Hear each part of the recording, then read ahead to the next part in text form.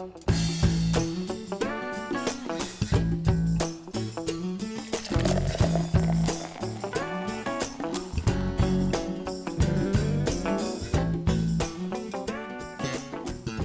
seen a Delorean in his business before, and always wondered, how could I get that Delorean?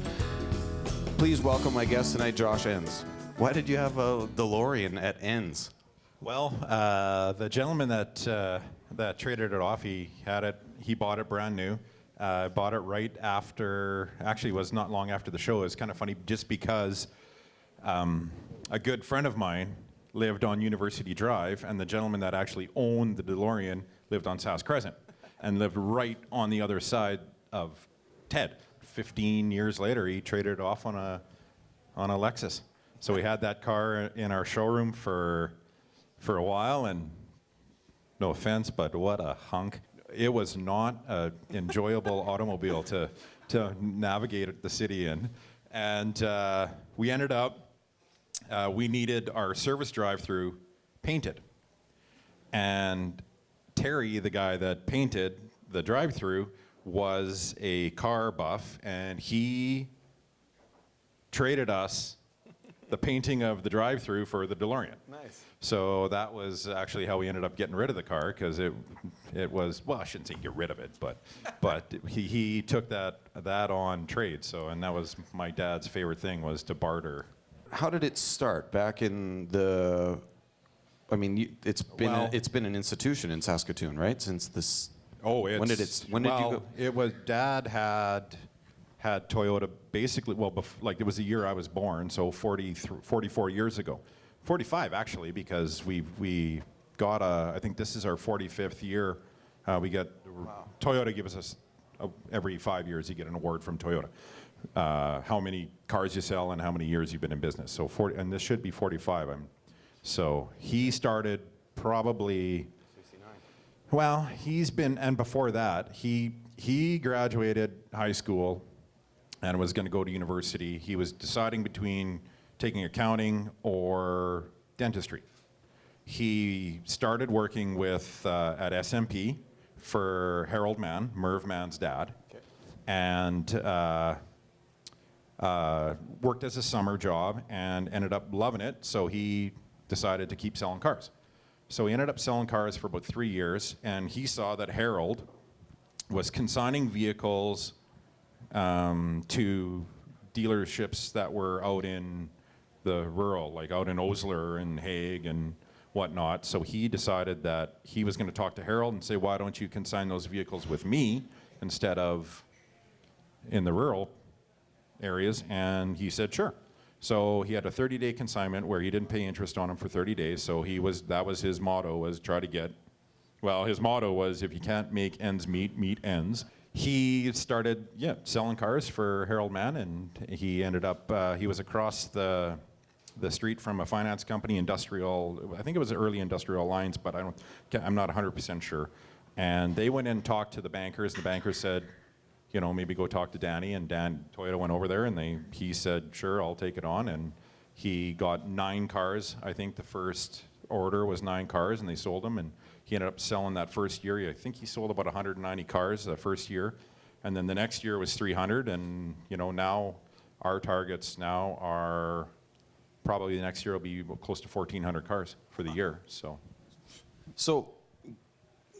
Toyota approaches him. Mm-hmm.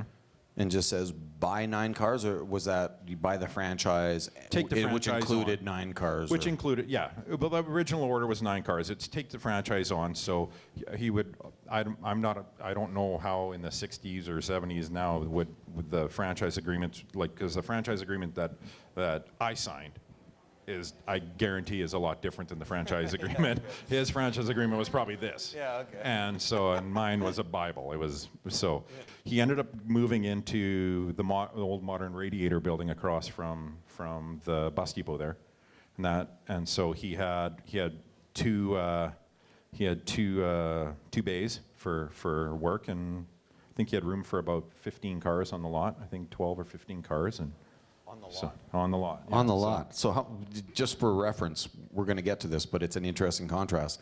So you had room for 12-ish on the lot. Mm-hmm. Now how much do you have in your drive-through for the service bay? 17 in our 17 just in your drive-through service bay. Now, That's yes. incredible. Okay, so on Toyota, so and there's still 3 on Lexus. On Lexus, fair enough. So your dad obviously had an entrepreneurial attitude, right? Like he's working for a guy, selling, doing well. Look, I'm going to hold off on school. Mm-hmm. And then he has, I mean, interviewing a lot of entrepreneurs, it's always this, there's a couple common threads. And one of them is not only the talent to be able to sell and be able to do that, but it's also the ability to have enough courage to ask and go for it. Yep. And as a younger guy selling vehicles, and all of a sudden just go to the guy that he's working for and say, hey, sell me vehicles so I can make money for me instead of you.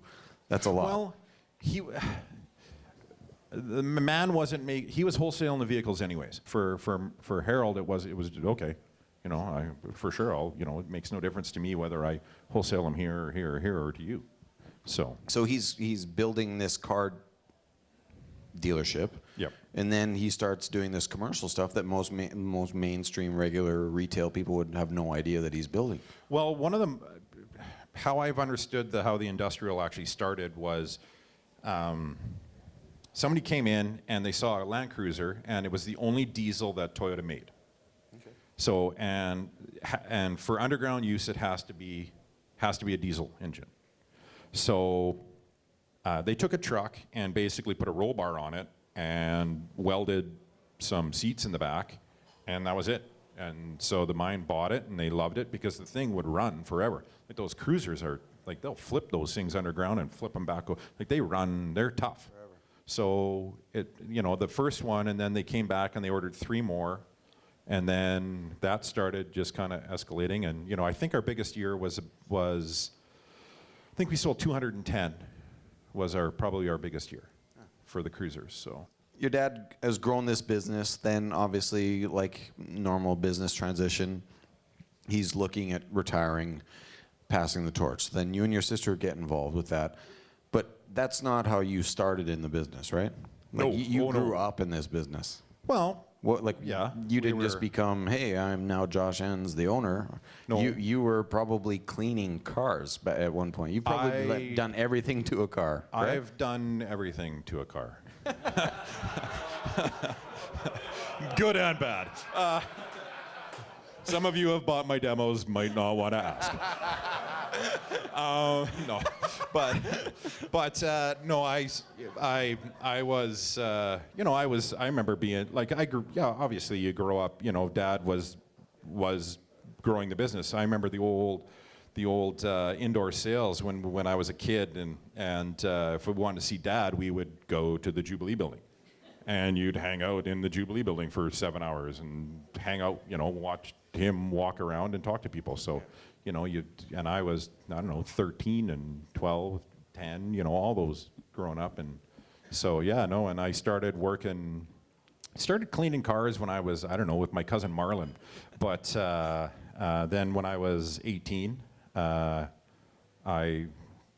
or 19, I started, I was a lot kid when we had the Titan building, Titan Auto Place, and when that shut down, we rented the Bridge City point right where Wheaton has bought that point on Circle and Miller there. Yep.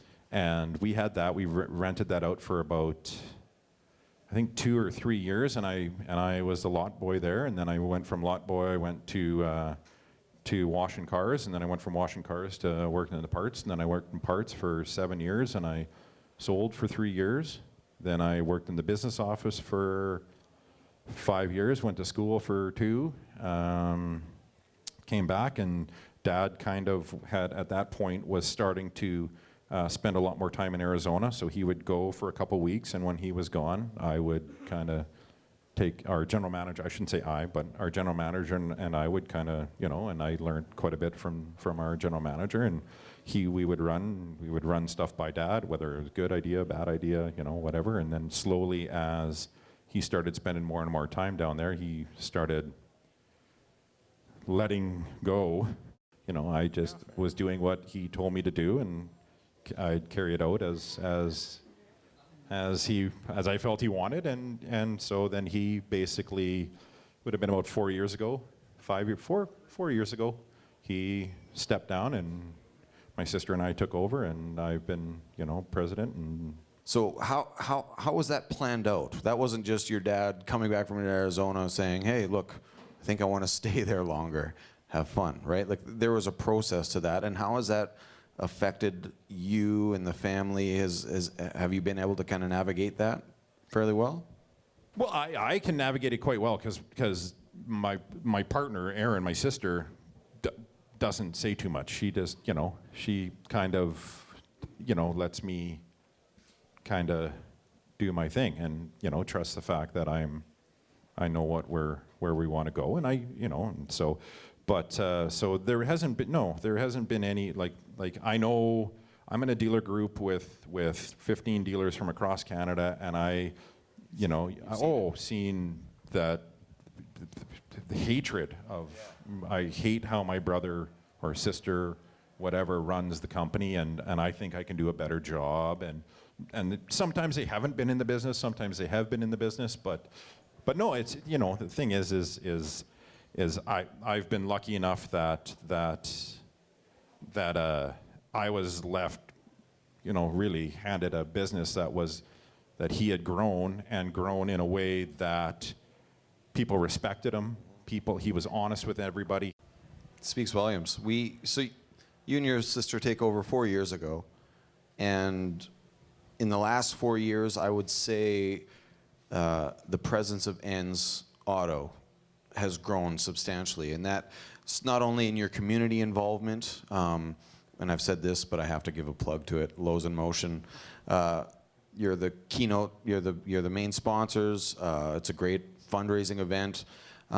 We see you in other events all over the city, but you've also gone from Circle Drive and Warman Road to a gigantic glass building on Circle South, brand new road, brand new building.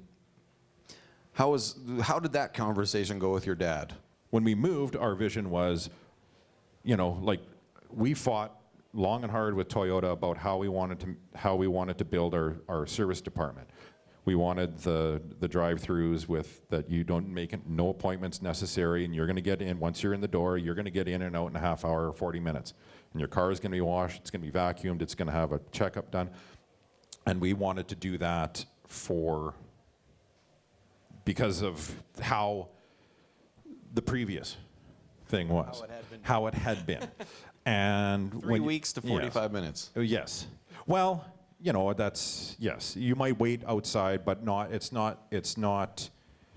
nowhere near the situation. Well, we had 15 bays at Venture, and that was 3 Lexus and 12 Toyota. We have 24 bays in Toyota right now. We have 4 oil change lube pit stations, and we have 8 more bays at Lexus. So we basically tripled. So we took care of that portion of it, but the dealing with the move was basically put to us.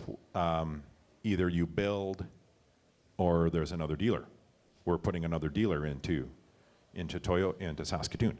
And when we took over, it was in our contract that we were built. Okay. So that's they said we're not going to approve me as a dealer principal unless we build. So that's basically how they kind of got us. So you sign this contract that's saying, hey, look, we're going to take over Ends Auto. But it's not the typical transition in the sense that you're just turnkey.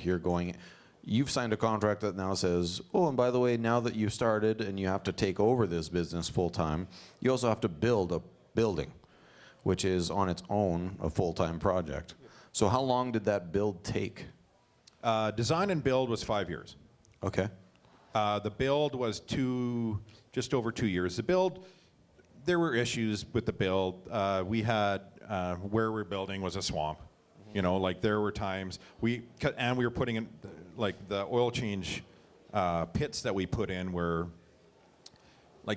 they were pre-made fiberglass, environmentally friendly, self, all contained. If there's any oil leak that doesn't escape, they craned them up and over. Like they came in basically 3 pieces. They built them, put them in, put them together, rock, concrete, So, yeah, they're in. We're not adding 2 more bays there, but it's, you know, like it was a long, very, very long, and we did a design build.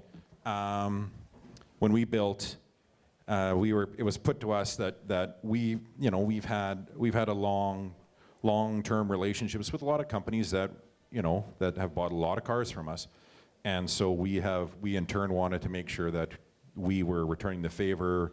How we did it was not exactly, you know, was not the quickest way of doing it. So it was drawn out a little longer than we had liked, and you know, and dealing with trades and dealing with Saskatchewan. Yeah, like dealing with the weather and people being busy, and I raise my hand to the people that navigate that whole situation with building, because well, you did that while you were running the operational business too on Circle. We weren't dealing with the booking, you know. We were, and our general manager, sorry, Bob Harder, did a lot. 4 years in the business, like officially charged, you've had your building, official launch. Where do you see this going forward? Like, Toyota's already come up to you and said, look, you need to expand or else we're bringing someone else. So to me, that would say there's some kind of metric that they're, like you said, there's a metric. So where do you see this going for you, for Saskatoon, for Toyota? Where do you see the next 10, 15 years in Saskatoon? Well, I don't think anybody here hasn't seen the designs for the east part of town. You know, so obviously I think they're putting 40,000 houses out there. I would assume probably within the next 6 or 7 years there'll be another Toyota dealership in town. And, you know, so I wish we would have been in our building, you know, 3 years ago. Okay. That would, you know, our Toyota, you know, like our biggest goal is just get back the people that have gone away. You know, when you, like I said, when you have to wait a month to get work done, and you know, I know how I am. I know when I buy something, if I don't have it now, I don't buy it. Yeah. You know, I'm the worst person on the planet. Amazon, I'm like, are you kidding me? I need 3 days. Yeah. Like, drone that thing in now. Let's get these drones going. Yeah, exactly. So, so, you know, like that's our biggest goal, and I think with the building that we have put up, you know, like our Toyota has a retention number, and it is a 5-year. It's a service retention number, and it's a 5-year that they add, or 7 years of your new car sales and 4 years of your used car sales, and they basically put it as a number, and then they take what you've sold for service and compare it versus that number.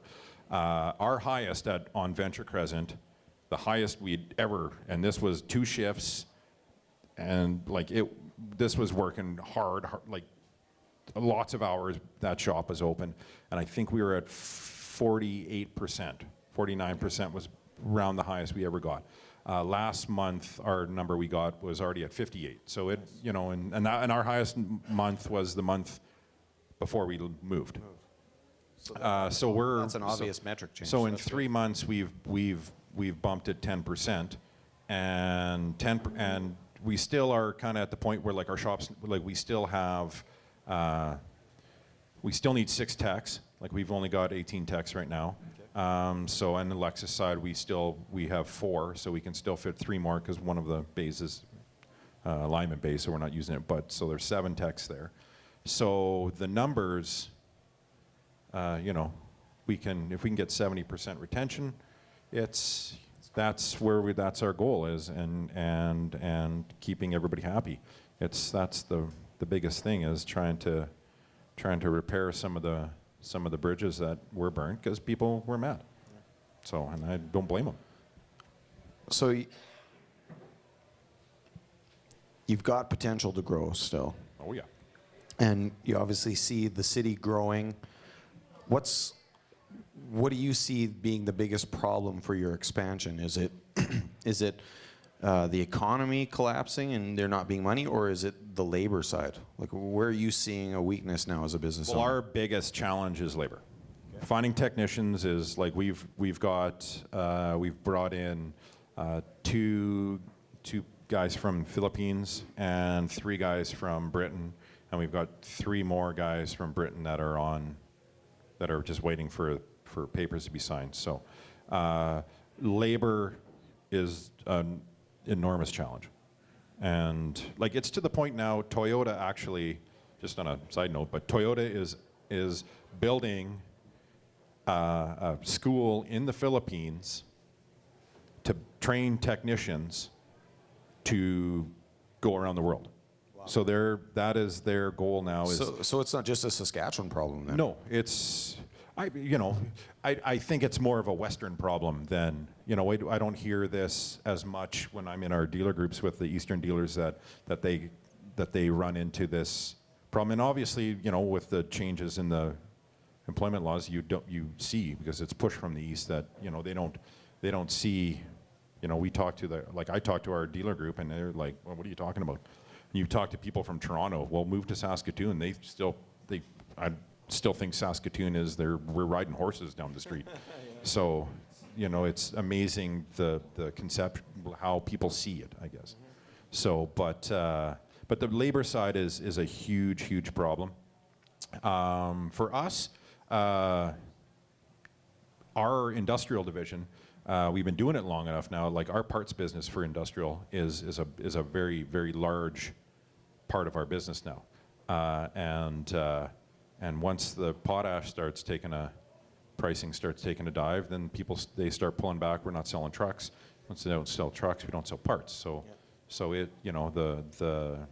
the potash is the biggest one. Like, we sell the mined vehicles we sold them all over the place, but the majority of them are in Canada. Sold about 50 or so. I went down to Mexico, and we sold about 50 into Mexico, into hard rock and precious metal ones. And so there's lots out there still. The parts business is still good, but it's starting to, you can see it with competition from like Papa Bravo, and you see these guys that are selling, like, there's all sorts. They're putting club carts into the mines right now, and now you see that, because one thing about a Land Cruiser is it's not cheap. Those cruisers are like, you look at a personnel carrier, and a cruiser is going to be, it's going to be 70, 80 grand. And where you can get a club car, it's going to be 20. Mm-hmm. So, but the problem is they don't last. They flip these cars, the club carts, constantly. So now you see it go. It's kind of a cycle. Then every 3 years, all of a sudden something else will show up. And so, but the Papa Bravo, the electric, is going to be big. We're on phase 2. We've got an EV drive for our cruiser. That's a kit that we've got a company out of the U.S. that we're working with. That we put a battery pack, and it connects right to our transmission. So we just pull the engine, and it bolts right on. And we're right now, I think we're trying to get battery life of about 100 kilometers, so they can get back and forth. And we're working on a fast charger, so that they can, and that one that has a converter right there, so they can just plug it in underground, and it'll charge the battery within 6 hours. So that's the future of it, just that we see, just because all the expansion, the problem is you got a diesel engine underground, it pulls air. When they want to expand, they've got to pull those out so they can put the bigger equipment in, so to expand. So those are the challenges that for us, that we see. It sounds like with your dad, there's always been kind of this history of innovation, whether it be selling a different vehicle, whether it be going ahead, building a building, now you're dealing with electric cars. That's where you see success, I think, and that's been the cool part about seeing Saskatchewan, is the companies coming out, not just doing status quo anymore. They're actually trying to find something new. What's next? Where's it going? You mentioned that if you could, you would have built the building 3 years earlier. So sometimes I ask What, if you could, would you have not done? Going back, looking at your business. Is there anything you would have avoided like the plague? Myself, not really, no. But I have, I've been, like I said, I've been fortunate enough that, I had somebody lobbing a ball at me, kind of thing, so. Dad, I know Dad, there was like the Titan building. I don't know if anybody remembers the Titan building, and it was the first really big indoor used car building, and he had, I think, about 300 cars inside at all times. You can go in and buy car. We would sell a huge amount of vehicles out of there. Like we would sell 200, 150 used cars in a month, which is a massive. Like right now at our building, we're like you're about 2 to 1 new to used is how the industry is. So our target for Toyota is 100. We got 50 for used. So you sell 150. That's like 300 cars in a month. That's like a Don Valley. That's like the biggest Toyota dealer in Canada. That's their kind of numbers. And but the problem was where'd you service them? Now you got to do a mech inspect. Now you got to clean them. So all the money that it was just going back into this building, and the building became bigger than the business because it was just you're feeding all this money back into just to keep it going, and then people and they would take anything on trade. We took cattle. We took satellite dishes. There's still a catamaran from the Titan building somewhere. I don't know where. It was in our old compound on Miller, but it's somewhere now. I don't know where it is. But there's just anything that all of a sudden the satellite dish goes missing. And where are the cattle? Well, the cattle are, 3 of them are here, 4 of them are there. It started kind of taking on this whole, and it ended up busting. And, and I think that that was, a big regret that maybe, I shouldn't say regret, because it was, it's obviously a learning experience, but it was a big operation. You got 30 salesmen, it was a big thing, and it was way before, you see them now in the States. You see the big guy from Blockbuster has the AutoNation and these big, huge. Well, this was, along that line. So, but I know my dad is very when you want to diversify or you want to do something else, he's like, no, you just sell cars. Don't you worry about And I think that's his, he did all sorts of stuff. Like he got into with the Sask Report with Bill Hunter. He was in there. He was, he had all sorts of stuff happening. So, and I think he, his wisdom to me is, focus on, sell cars and to be good at that and don't worry about the other stuff. So.